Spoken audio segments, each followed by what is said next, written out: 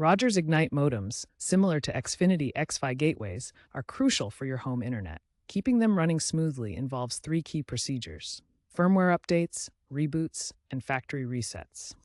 Think of firmware updates as essential software upgrades that improve performance, security, and features, like the recent addition of Wi-Fi Easy Mesh with firmware version 1.2.5 for XB8 models. Reboots are simple restarts that resolve minor glitches like slow speeds or Wi-Fi drops. Factory resets, on the other hand, erase all custom settings, returning the modem to its original out-of-the-box state.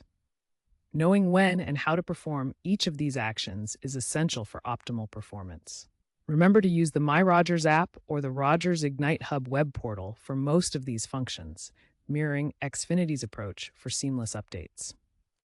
Let's walk through each process.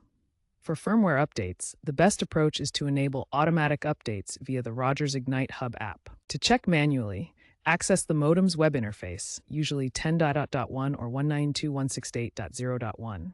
Log in with default credentials, often admin, or found on the device sticker. Navigate to the firmware or update section. Download the update and reboot the modem after installation.